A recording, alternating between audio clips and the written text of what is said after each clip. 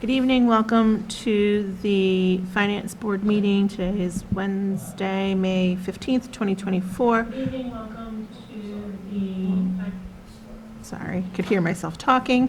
Call the meeting to order at 6:02 p.m. The first item on the agenda is the update on the Groveland Summer Recreation Program, and we have the director of the program in tonight to just give us that update. So. We're just getting this up on this. Okay. So just 1 minute. 6:02.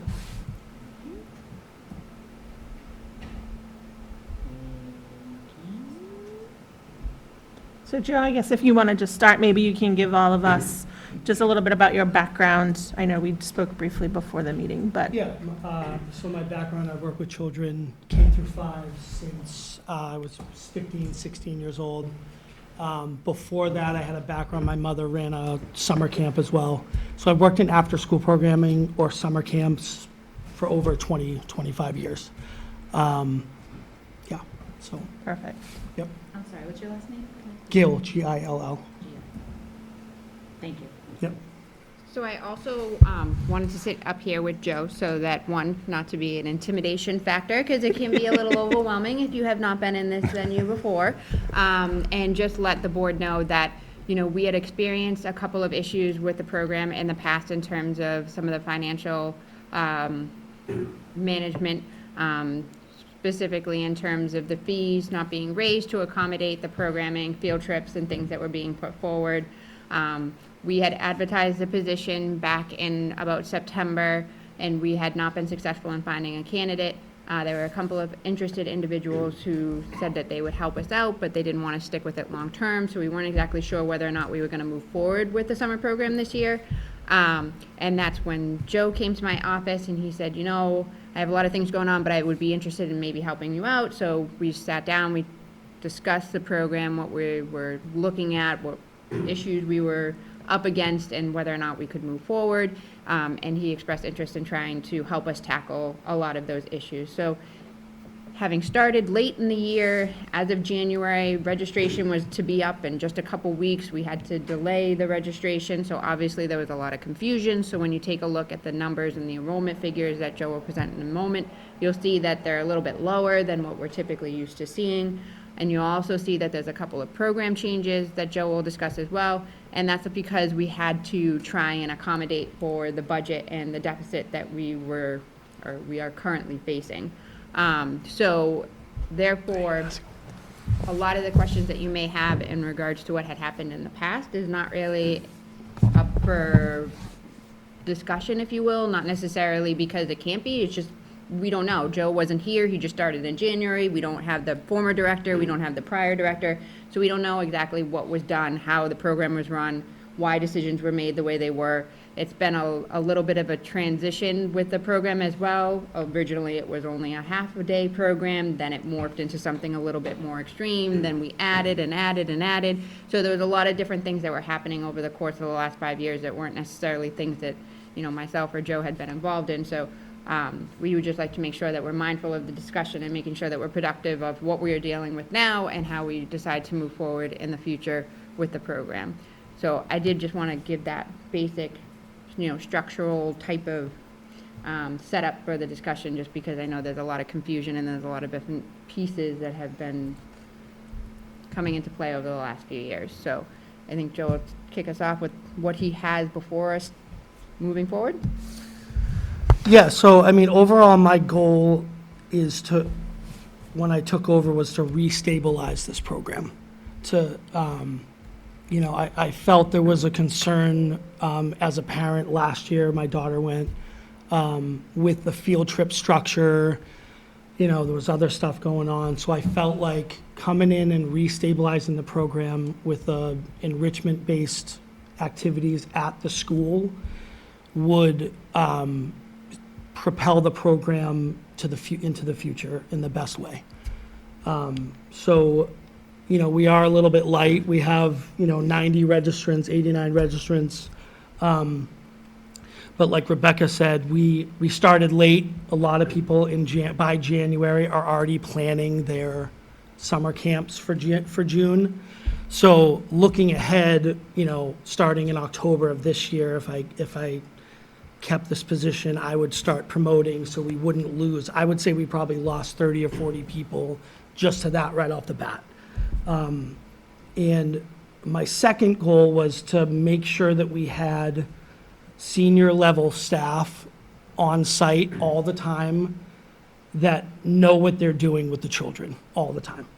And with that comes, paying them what they deserve to be paid and what's, market value for that service. Yeah. And then, I have it set up here with, I have theme weeks on site with specialists coming in to work with the children as opposed to taking the children off site. So that's pretty much what I have.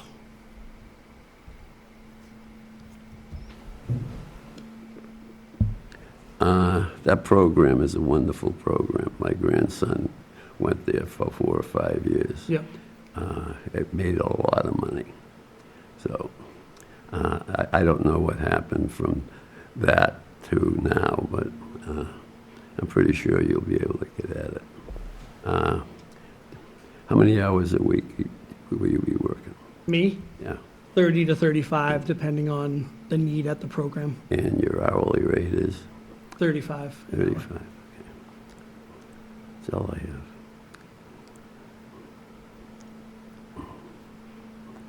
I appreciate you coming in, and thanks for I having me. completely understand, the turnover from year over year.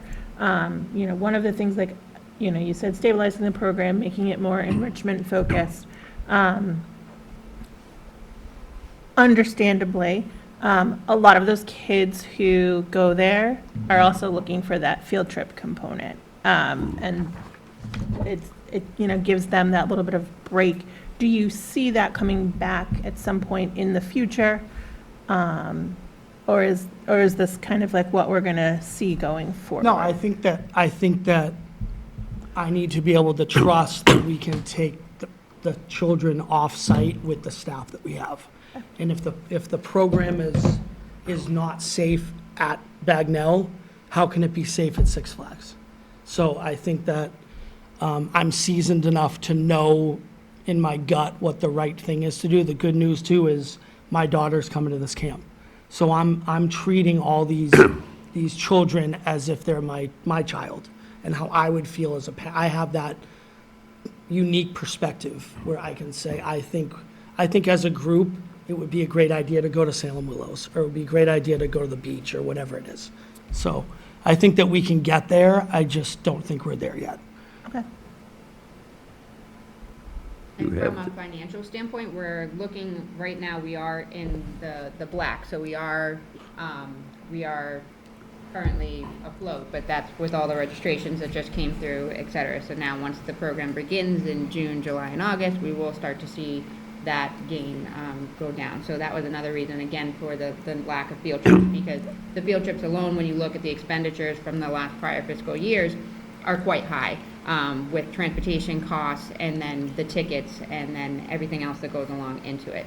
So one of the conversations that Joe and I have been having is that if the camp is successful, the program is successful this year, is that implementing, potentially looking at closely the fees and seeing what other communities and other programs do, such as if you were to attend a camp week and you would go on a field trip, you would in fact pay extra for the transportation for that field trip that week, so that there would be some type of way to generate additional revenue to pay for that expense, so that, the weeks that there's no field trip, the week that, the Curious Creatures person would come, if you want to spend the whole week there, you can, but if there's a week that you have a field trip, then you would have to pay extra for that week to accommodate for the transportation and or the ticket, and that would be up to the individual to decide. And so we've been exploring and talking a little bit more about how we can do that, and then taking a closer look at our fees, because our fees are relatively low compared to all of the other programs that you find in the area. So do Agreed. we try and do something like that where we add extra expense for some of those,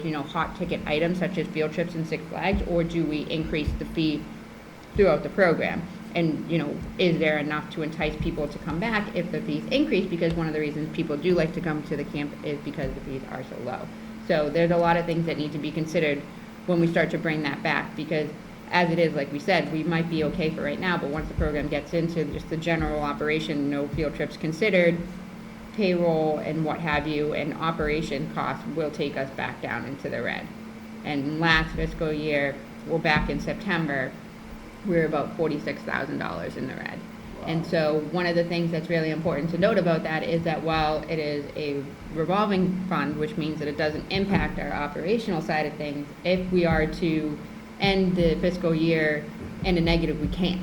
So if we are to find ourselves in that situation where we don't have a camp again and we're at $46,000, that has to come out of the operational expense to make sure that that account is zeroed out.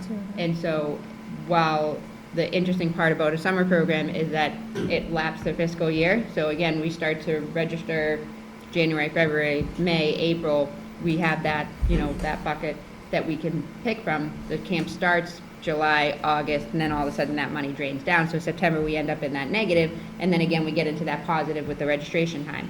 So this year, like we're seeing, is that the registration has dropped, and therefore, the amount of money that we have to operate the camp will not go as far, but there's obviously operational and management issues because we were falling in the red since 2021. So it started off with a deficit of about 2,000, grew to 23,000 in 22, and then in 23 grew to 46. So there's a structural issue there that continues to build. And when you look at the payroll and you look at the field trip expenses and when you look at the overall, supplies and programming, you'll see those numbers grow substantially, more specifically in the payroll factor. So alone from, 2022, you're looking at $93,000 for payroll, and then in 2023, you're looking at $150,000 in payroll. So you also have to be mindful that with the way that the camp has grown, we now have to get licensure under the Board of Health. So under the Board of Health, there's certain parameters that we must meet in terms of janitorial services, having a nurse practitioner, right?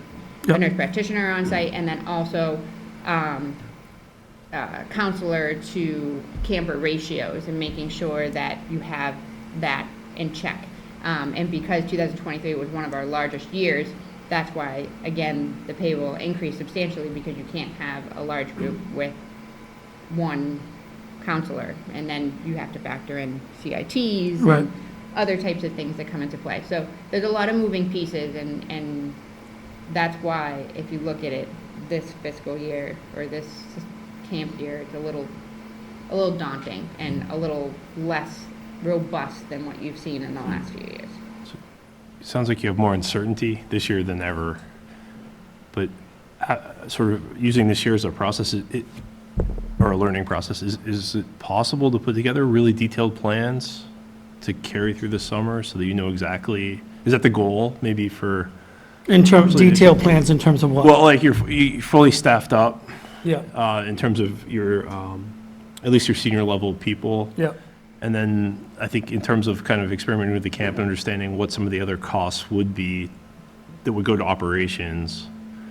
Yeah, I mean, I can put that together. I'm just curious, like, because I think when what you were saying, like, you may make it through the summer, we may end up in the red for a number of reasons, but after we kind of get through this season, I just don't fully understand what the planning process looks like normally for the I camp. think, I think overall, the plan is to build this, I know I'm repeating myself, but take away the stigma of maybe the program not being safe. And when the kids are coming and having fun 5 days a week and not just focus on the field trips alone, when they're coming to the program with engaging staff and engaging activities, they're going home and they're telling their friends, and that's gonna skyrocket. Right. So I think organically, not to cut your answer, or your question, but organically, this should take off. And Yes. it should get back up to 120, 130, Right. 140. And then we have I've created the foundation where, there's 10 junior staff who are a little bit younger, who are going to be learning under these senior staff who might not be working here in a year or two. And there's CITs that are growing and working under those staff in a positive way. And it turns into a 6-7 year process. You know what I mean? And we just recycle that and it grows. Sure. And So, from the town's perspective too, I don't know how to run a summer camp. I've never been trained to run a summer program. I don't know how to run a summer program. So the former director that we had originally was running the program by himself. We would just process the bills and the payroll as they came in, and he would sign off, and everything was running smoothly, so that's how it was kind of done, and not to say that's an excuse, but, it was running as normal, so everything was fine. And then we'd come back into the black, and we'd be like, okay, here we go again. It's just kind of like a cyclical thing, but nobody was really like hands-on, like what is happening from the town's perspective, because none of us are trained to be in that field.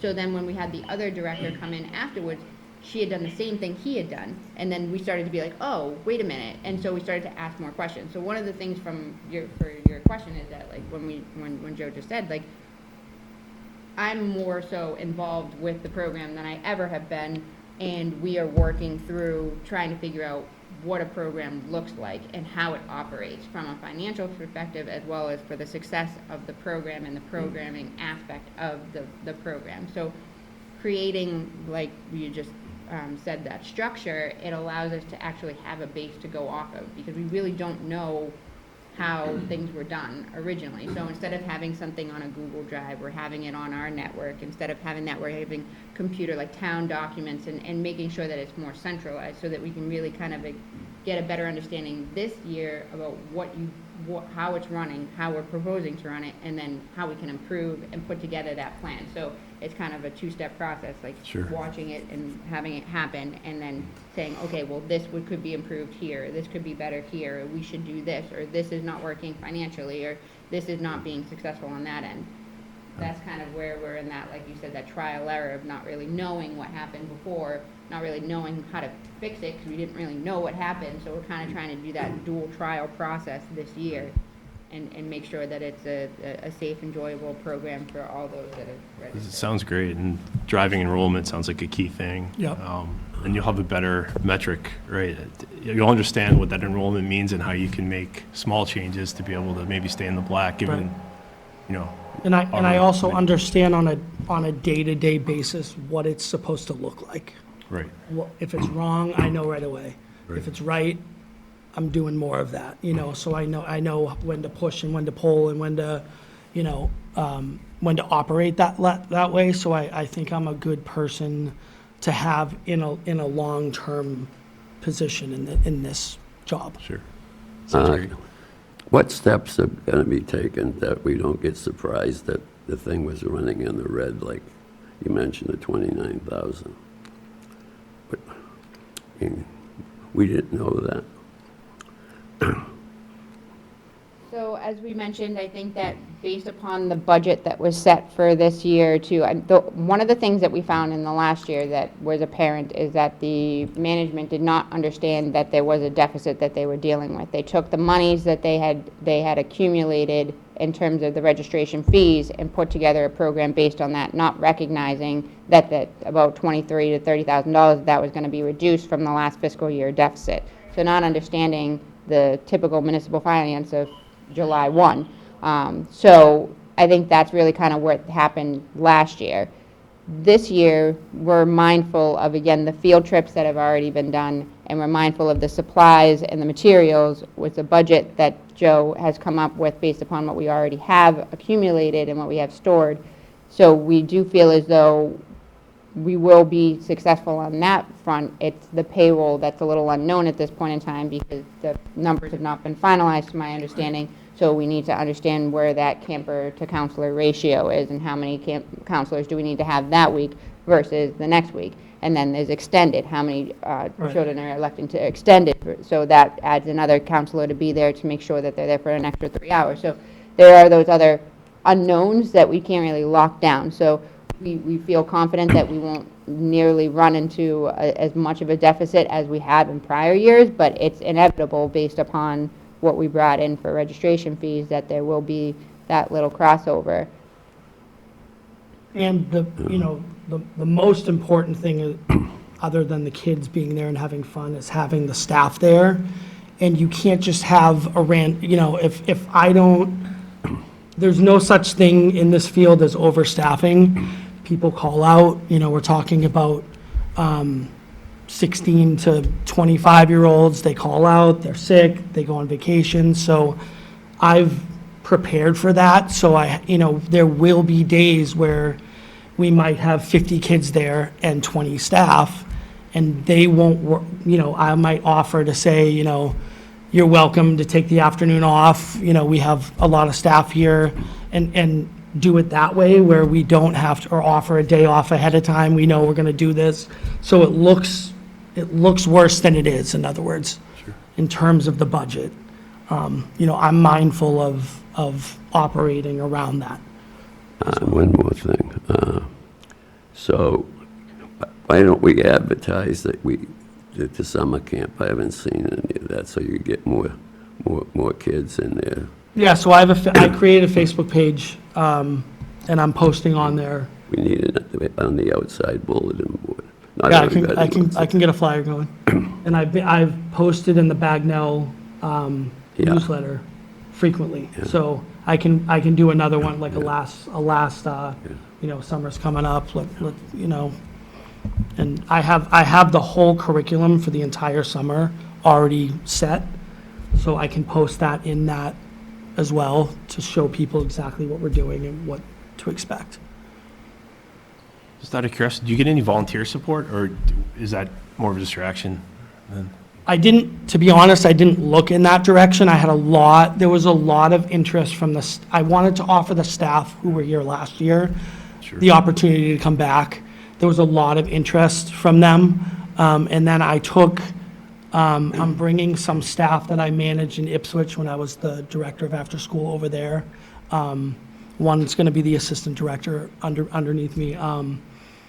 I didn't explore that. I didn't need to, and I feel like we're in a good position to kind of make this our own right now. I think we could get there with volunteers. I mean, the CITs will be volunteering their time and learning how to be a counselor and contribute someday at the camp in that level. So That might have kind of answered my question. I was going to ask if you were concerned about having enough staff, but you seem to think there's enough. I would say if 10 staff, no, I'm not concerned at this point.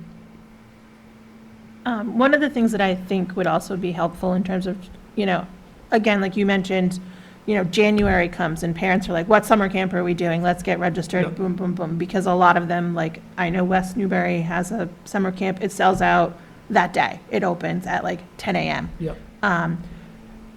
So one of the things I think, like when you go and you look at like the webpage for the town, the summer camp that's referenced is still like the old Facebook page that the previous director had set up. It might be a good idea, to get that information out, is to update that page on the town website, give them the forms and documents, get the weekly themes, get that all out there on our own page as well, because Good then, idea. not everyone's going to know that there's a new summer camp Facebook page compared to the fact that there's still the old one out there.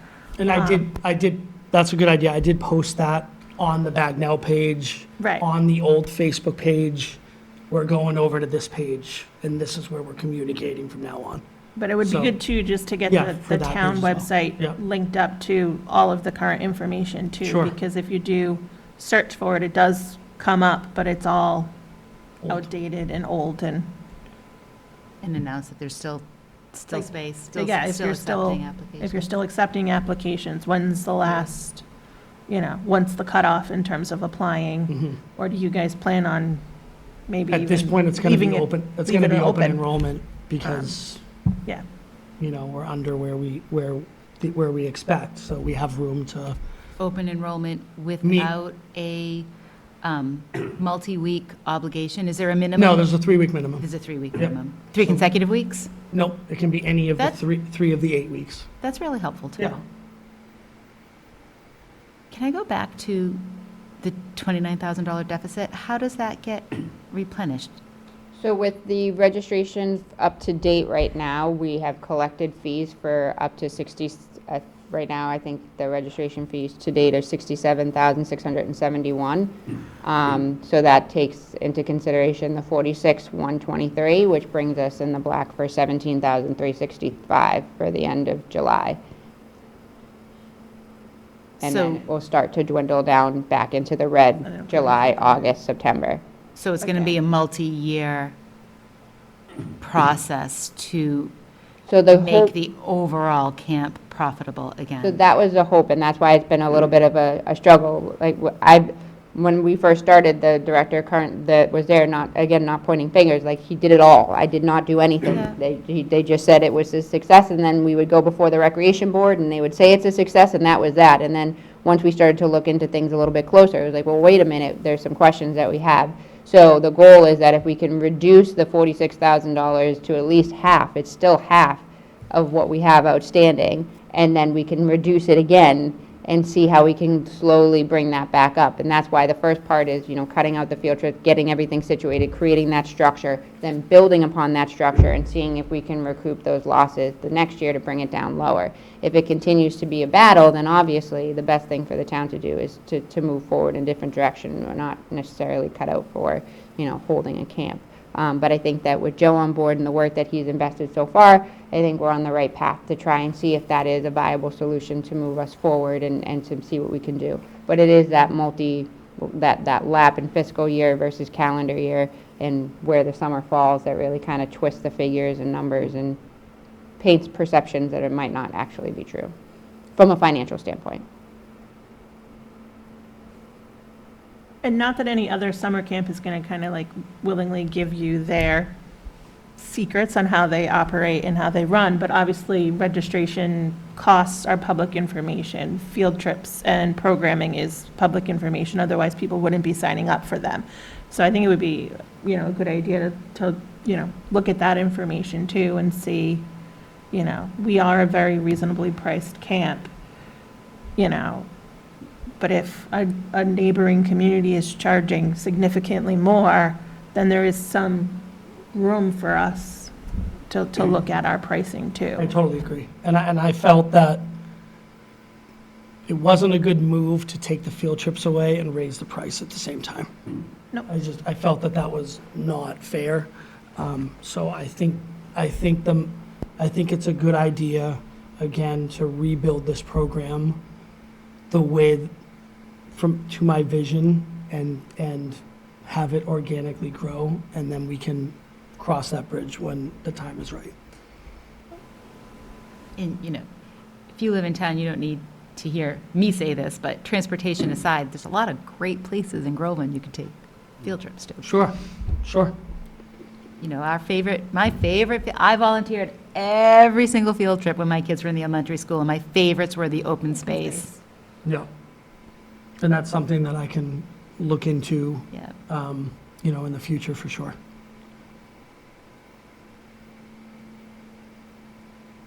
Does anyone else have anything? No, good. All right. Thank you for Great. Thank you so much. stepping up Thank you. and Appreciate it. Appreciate your time.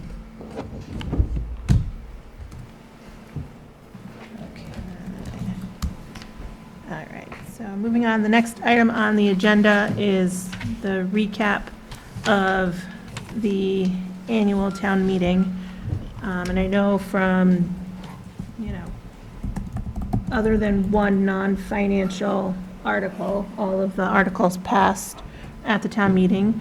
I had this on here just because I wanted to just kind of bring up some observations I made listening to the residents as they asked questions and as they were looking at the different articles, because I just want to make sure that, maybe going forward, we can ward off some of those questions that they have by including it right within the warrant when we're printing them.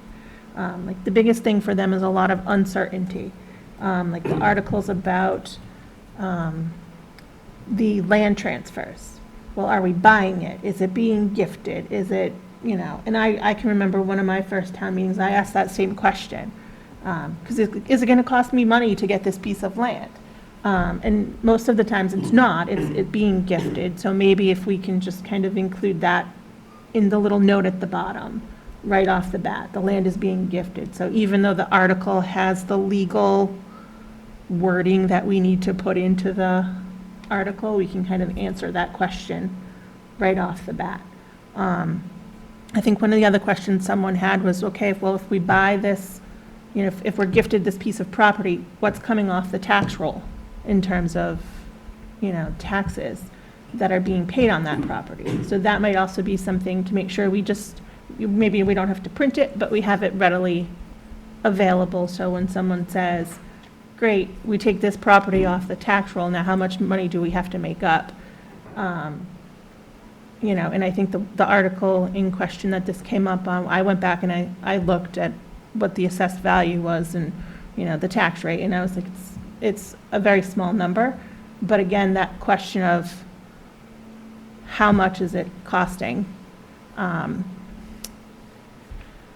then I had a couple other ones, but of course, my mind is blanking. I do have a solution to that. I actually had a lengthy conversation with one of the residents the other day about town meeting and trying to provide that level of information in detail.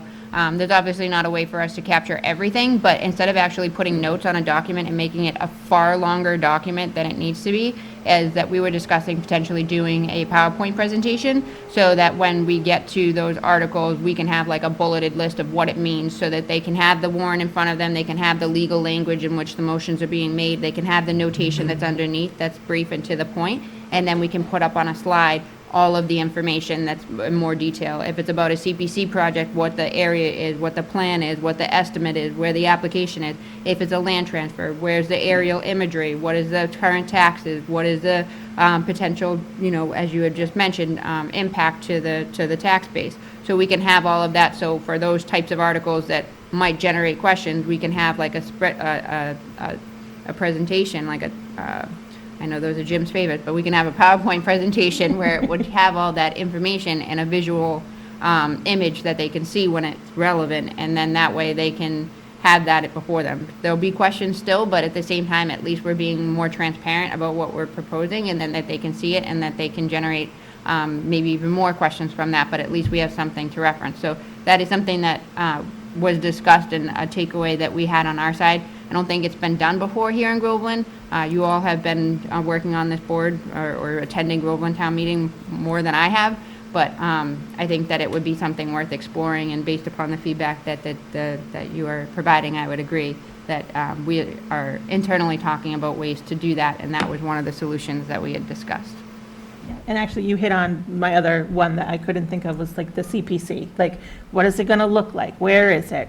And I think one of the other things that just off of the CPC was like, we have this project and there's this part and this part and this part, and we have this final number, but to get to that final number, they must have some idea what part A is going to cost and what part B is going to cost and what part C is going to cost. Because obviously they don't just I'm assuming they don't just throw a dart at a dartboard and say that's the number. They go into some level of conversation about it. So I think my biggest thing, again, was just making sure we have a lot of the financial pieces and some of those other aspects that people are interested in knowing before they make a decision. Did anyone else have anything? No, I think all that would be certainly helpful. Okay. So then the next item on the agenda is the fiscal year '24 budget update. And I know everyone was given a copy today of some proposed transfers that we're looking at as of right now. So I don't know, Ellen, if you wanted to just give us an update on that. Sure. There aren't many. We had the one, let me just open my file.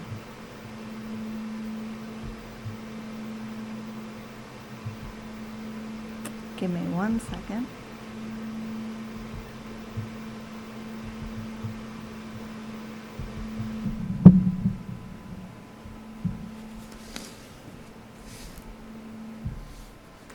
So we had one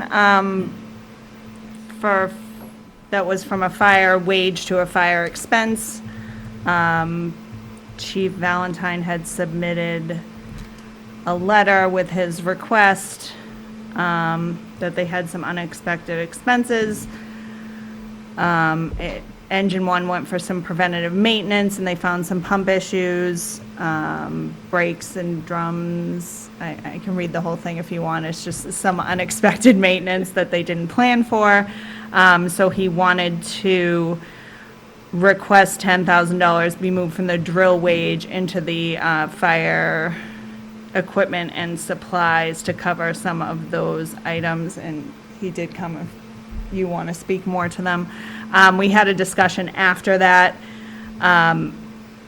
and the diesel fuel tank for the fire trucks that they have there at the fire station is also running very low. So he actually then changed it a little and wanted to put 8 to fire equipment and supplies and 2 of the 10 to fuel expense. So that's one of them, just fire to fire. And we only had to do it because it's a wage to a expense line. And then one of the trucks fell into disrepair. I think it was in the middle of the road at one point, not running. Somebody may have seen that. So that was obviously unexpected, and it was quite a large repair. The invoice came in at 83, if I can get to the bottom of this invoice, $8,332.37. So that's one of the transfers, and that was not able to be covered by another fire department. So that's just one of the funds coming from an area that we had some available funding when doing the analysis, which was the group health insurance. I think because we actually had quite a bit of turnover this year, so I have a feeling that's why that one had some leftover in it. And the only other one was the technology. So I do an analysis every year around this time of the year, and I just take every account and try to do my best effort to figure out how much we're going to spend in that account for the rest of the year. A lot of them are monthly. So I was looking at technology, and it looked like just for our monthly fees, we were going to need, I believe it was around 7.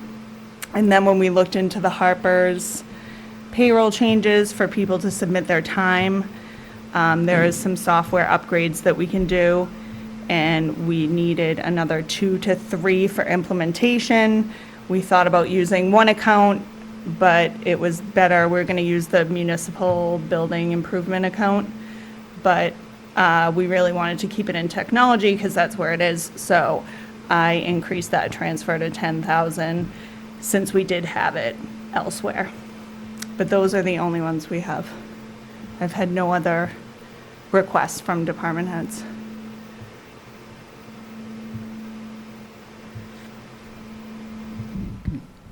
And you won't have any, I mean, there's still another month and a half. Have you made a statement saying, sort of, if there's anything else, we need to know that now, because we, Yes, so Funds and Rebecca limited time sent to deal the with that? email out saying, it's around this time of year, every year, an email is sent out saying you should be wrapping up your year, you should know how many expenditures, I think a few weeks, putting the actual restriction out.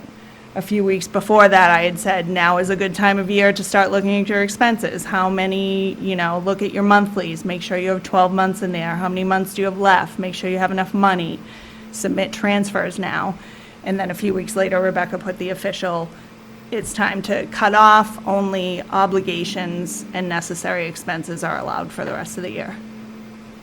and that's how you try to put some parameters around people trying to just spend, and I'm not saying anyone does or does not do this, but we all know that could exist the tendency to spend your budget to protect it for next year, or try to, sort of spend whatever you might, wants versus needs kind of thing. We try to, That was kind of the whole intent of the email too, is to say that it's kind of like a spending freeze. So the reason that we do it earlier on as well is that, you will get people who are like, well, I typically do order my paper at the end of the year based upon my use for the next year. And I do order, more things towards the end of the year to make sure that I'm stocked up for the next year. So by putting the necessary expenditures out there in the open and saying that there will be an effective spending freeze, if they were to make those purchases, the last warrant would have been the last warrant that we just processed. So that means that if you come to us with an invoice, we're not going to process it. We're not going to pay it. We're not going to sign the warrant. We're not going to sign for that to go through. If it is, in fact, violating what we just passed by the select board the other evening, which is a fraud policy, because that is essentially fraud. You cannot just spend down a line item. That is illegal. So if there's a general reason for you to have to spend X amount of dollars per paper a year, and you can show that you have done to make sure that you have what you need, or, a certain amount of supplies that you need that you do at the year end, then those will be allowed expenses, as long as you can prove that they are in fact something that you need and not just spending down. And in the email, we were very clear to say, the budget for fiscal year 25 is already set. What you have for your line items is what you have for your line items. So it's not a spend it or lose it, because you already know you're going to get it next fiscal year. But if you continue to show us that you're spending recklessly, again, that's illegal, and we won't process your invoices moving forward, because we have an obligation to protect the taxpayer dollars. perfect, thank you. I think you said this, there was no major impact with the fire drill wages being moved over. Chief, do you want to add comment on that? No. The drill wages, when I took over, were extremely high, and I left them. And I was going to move it for something else, the per diem, and then because of this year's budget being so constrained, I didn't have that money to move into per diem. Sure. But this year, I do have the extra money to move to that We'll make it expenditure. work. And I have 2 contract renewals that come up every May, Yeah. so I know I need that money for the new Yeah, renewals. sure. Other than that, I wouldn't have asked for the transfer. Sure. And because of the expenses on the trucks Yep. that I did not see coming at me. Did I hear the fuel was from a single fire? Is that? No, Oh, we have a tank in the back of the station to refuel the trucks, and it refuels the diesel generator for the whole complex. Gotcha. So that's That getting makes low. sense, yeah. That's a big fire. Thank you. The truck that needed to be fixed is not one of the newer trucks, I would presume? No, engine 1, which is a 2010, went out for its annual maintenance, and they found a crack in the packing of the pump that is there to make sure that the drive shaft is always wet, so it doesn't overheat. That had a crack in it, so they had to replace a big portion of the pump.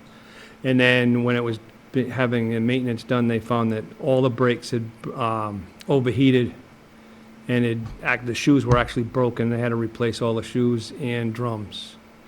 So that was a big expense at the beginning of the year, and I was going nice and smooth until 2 weeks ago. I got a phone call that there was no steering in the ladder truck, and we had to have it towed and repaired. And that was the Oh, so bill the that- first expense you were talking about was earlier in the year? Yes, that was and then- earlier in the year. Okay. The last one was just a few weeks ago, when the ladder truck broke down going to a training session. I was going to say, was the ladder truck going for a joyride? Because the ladder truck Nope, it was out going to a training session, and session it broke en route. may as well happen on the way to a training session. Nobody got hurt, and thank you, Rebecca, for your support in finding the money to get it fixed. I think, that this transfer is very reasonable. I try to be very, very good with my budget. Yeah, so you're doing a good job. Thank you. Does anyone else have questions on any of these transfers? All right, is there a motion to approve a transfer from the employee group health insurance for $18,400 and from the fire department drill wages for $10,000 for a total of $28,400, and transferring to the technology, computer hardware maintenance and license fees for $10,000, and then fire department equipment and supplies for $8,000, fire fuel expenses for $2,000, and the fire vehicle and equipment maintenance for $8,400, for the same total of $28,400. Guess I can just make that motion since I read all of it. I'll make that motion. Is there a second on it? Second. Also, Jim. Is there any other discussion? Okay, all in favor? Unanimous. The next item on the agenda is approval of the minutes. Ruth let me know that she did not have those available for tonight, which is fine. We still have plenty of time within the regulations to have those reviewed and approved. Do you want me to make a motion to table? Sure. I'll make a motion to table the approval of the minutes. And I can second that. Is there any discussion on that? All in favor? Unanimous. The next item on the agenda is town administrator updates, if there are any. Rebecca? I just have a couple. As we just mentioned, the select board on Monday approved the whistleblower policy and the fraud policy. Also, Alan had worked diligently on getting the fraud risk assessment completed. That is an item that has been on our audit report for some time now. But we have finally, we believe, hopefully checked it off the list. So she met with all of the departments and went through all of the parameters and as such drafted the fraud risk policy that again was adopted. So we are working towards making sure that we are in compliance and again, hopefully have checked that comment off of our list. The other item is to inform you that if you have not already heard, our highway superintendent has resigned. We are very sad to see him go. That being said, if any of you had seen the select board meeting on Monday, I would like to propose that we make a structural change. One of the reasons that it's going to be very difficult to attract a candidate is for the same reason that the candidate that we had that left us, is because there's no administrative support for that position. And additionally, the wage is not, the salary line is not exactly comparable or competitive when you look at other superintendents in the area. One of the reasons that that's very difficult for us is that we're a town of under 7,000. So it's not as though we have that much of a budget as opposed to some of these other communities that have larger budgets, and they also have more Chapter 90 money, and they also have more money to do improvements and to expand their initiatives. So here in Groveland, we struggle with that, and it's a lot of piecemealing. So it's a lot of applying for grants. It's a lot of understanding that you can use one grant and supplement it with another grant, and then use Chapter 90 funds, and collectively you can get a project completed a lot less than you were if you were just to use Chapter 90, and then that's it. You got one program from the year, and you're done. So at least if we're being a little bit more mindful about how we take our Chapter 90 funds and extend them further, it could be beneficial for the town, and we could see a lot more projects happen. And so a lot of that was happening internally with myself and Rennie when he was here. So it would be better time and resources, I think, to move in the direction more of a project manager in that particular department that can help with grants, CPC oversight, as well as CPC management, and also help with procurement. Because a lot of the procurement that we have to do is horizontal construction. So drafting specifications and things of that nature can be very tedious, and to have somebody to assist me with that effort before we go out, even if they're not certified as a procurement agent, if they can at least help or have the training or the background or expertise to help, that would be a great use of resources and enhance our capacity in-house. So that's not to say that we don't have anybody currently doing field work, because if any of you know Billy Green, he is always out on the go, and he is always overseeing every project that we have out there. And he's really good with the staff that we have, and they have a phenomenal relationship, and they've been operating perfectly. So it's a really nice setup that we have currently, and it would be an opportunity for us to explore a way that we can create a structure that allows Bill to do what he continues to do on the roadway side, still keep what we're trying to accomplish with the cemetery and the public grounds, as well as the building and facilities, and figure out that project manager role and how that would all be structured. So I am looking at a way to develop that and hopefully present it to the select board at their next meeting for their approval, to see if they would be willing to move forward.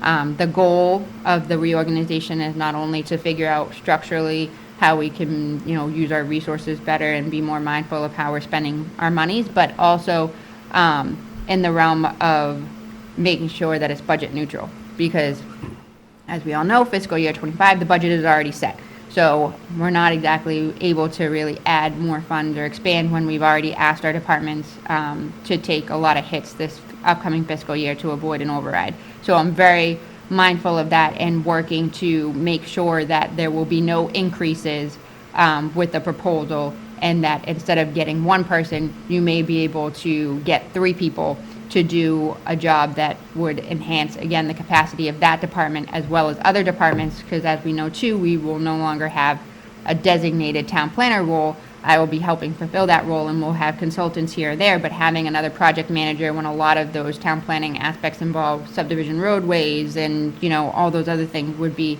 helpful. So again, it's another way to try and minimize the impact of some of the budgetary decisions that had to be made for fiscal year '25, and being mindful of those decisions as well. So I just wanted to make sure that the finance board was aware that those conversations were happening, and as soon as I have a proposed structure, I will be sharing it with the finance board as well, even if you are unable to meet prior to going to the select board, but at least then you'll have that information available to you so that you can follow along with the conversation, and maybe we can have a meeting afterwards and have the board discuss it in more detail as well.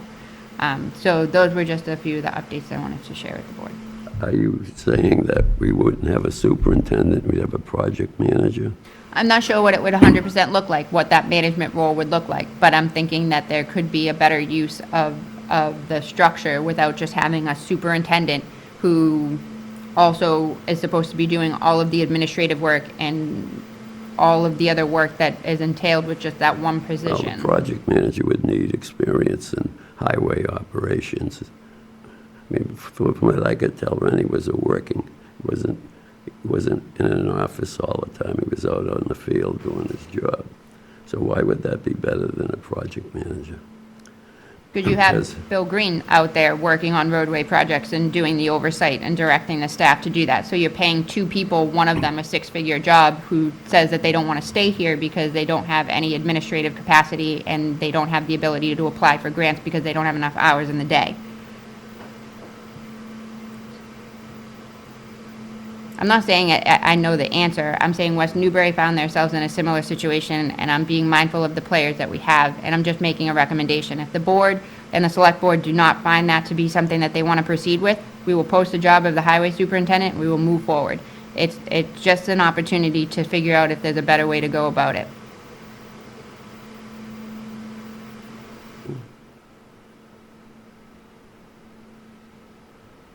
I don't agree. But that's just me. I think it's appropriate when there's a vacancy created, before backfilling it as is, to really evaluate why why that vacancy's been created, and before it's backfilled, should there be any adjustments to it. I think it's an opportunity to reevaluate the role within the organization, and I think it's an exercise that really should take place probably for most every role that this happens. It should be at least a conversation and a thought process. I think that's diligent.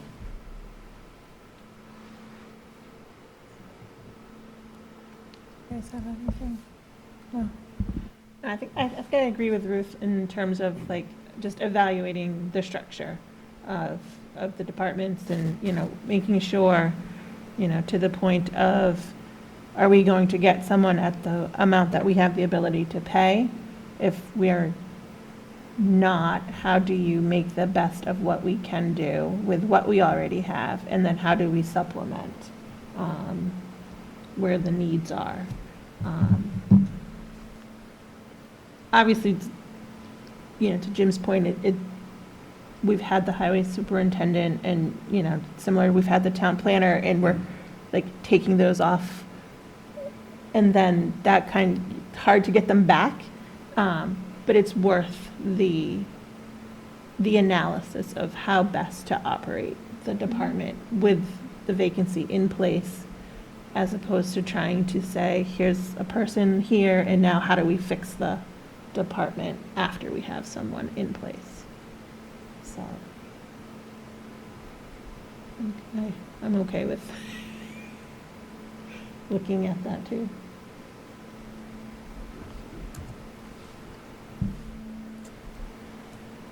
No one else? Okay.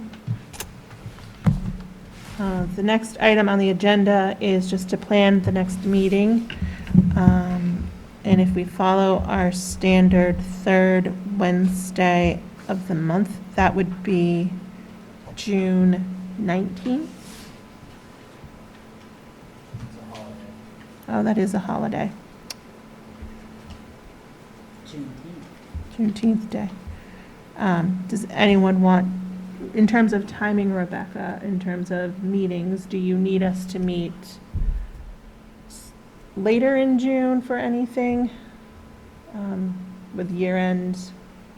I don't anticipate there to be anything that comes up otherwise, like, Ellen was stating earlier, where there is that unknown whether or not another transfer will be necessary as we start to close down the account. So there may be a need to meet more so later in June than earlier in June if something is to arise. And other than like items we just discussed with like organizational changes and other types of financial updates, terms of, policy updates that are happening. So there's nothing pressing unless something, like I said, that the transfer comes up and we're like, oh, we need the board to meet so that they can vote on that transfer. So it really is up to the board. But otherwise, I don't see anything coming up in July and August other than, again, those structural, organizational type conversations. Is Juneteenth June 19th is a Wednesday. Is that the observed day of the holiday, or is it observed on a Monday or Friday kind of thing?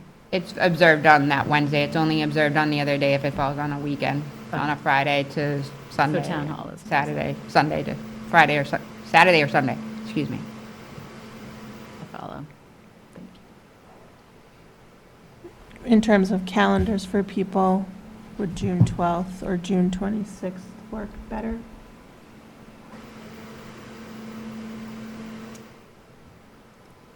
One over the What was other. the other day, June 12th The and what? 12th or the 26th,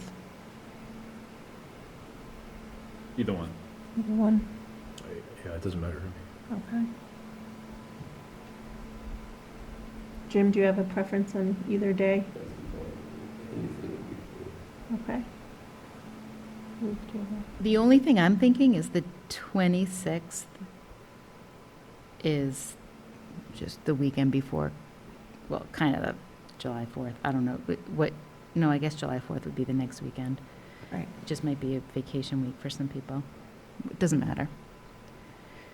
Do we want to go with the 26th, and then Rebecca, if something comes up, we can always, Or do you want to do the 12th? The In 12th. case the 12th doesn't happen, we have the 26th as a backup. yeah, we can do that. That works. If something, because if it's the 26th, then we don't end up with quorum and we have to approve something True. before the end of the calendar year. We don't really have time to fix that. Right. Okay, so we can go with June 12th. So one thing that Ellen just brought up, which is a really good point, is that we do have until the 15th to make transfers in July. So it might be better to meet on July, I think she mentioned 10th, after the holiday and before we get into any issues with final cutoffs as of July 15th. So that's just another thing, not to just throw another huge hurdle into No, a, that's true. I was Station. thinking to close any details before the end of the calendar year, but you're right. So we could leave it the 12th, and then we can plan the July meeting instead of July 17th for July 10th. And then that way, if something is, urgently needs to be done before the 15th, we have that meeting already in our calendars. Okay. Does that work?